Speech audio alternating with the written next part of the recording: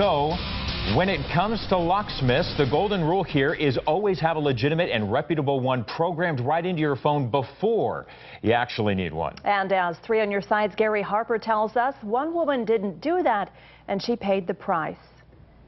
Well, when you lock yourself out of your car or, say, your house, the first thing many of us tend to do is to panic, and we wind up calling the first locksmith we find on a search engine. A Phoenix woman says that's what she did, and she says it was a mistake.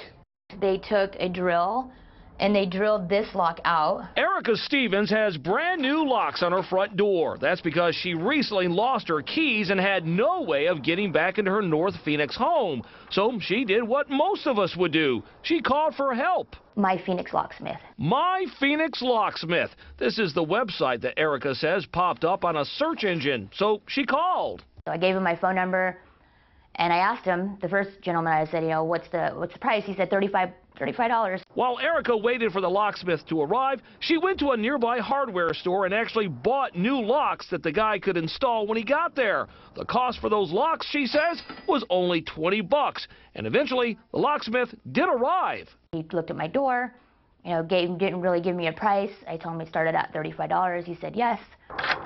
Still thinking she would be charged $35, Erica was shocked when the locksmith installed the hardware that she purchased and handed her the bill. And he ended up charging me about $400.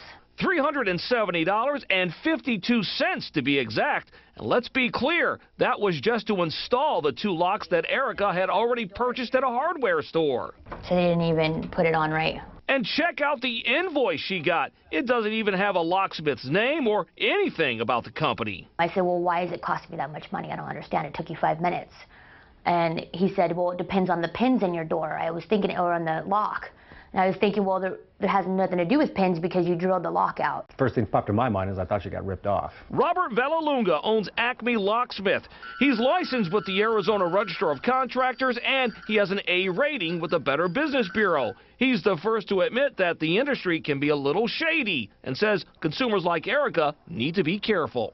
A job like that, any reputable company would have been under $100 during standard time, standard service area. Chasing down locksmiths who reportedly overcharge is nothing new to 3 on Your Side. In fact, you might remember this encounter with a locksmith who charged a customer almost $1,000 for a job that many in the industry say shouldn't have cost more than a couple $100.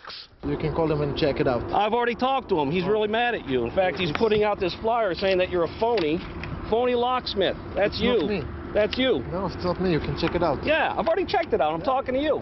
But you're running away. 3 on Your Side called the number that Erica dialed for a locksmith, but the guy on the other end told us that he knew nothing about Erica or installing locks for her. Erica says that's certainly not true and says she has learned a valuable lesson when looking for a locksmith. I found out, yes, I was charged 3 times the amount that I should have been charged. Now, remember, locksmiths are not licensed and they're not regulated here in the state of Arizona. So what you really need to do is now try to find a locksmith, find out everything about them, find out if they're reputable, do all your homework, then put their information into your phone or write it down somewhere. That way, when you need that locksmith, all your work is done. I'm Gary Harper, 3 on Your Side.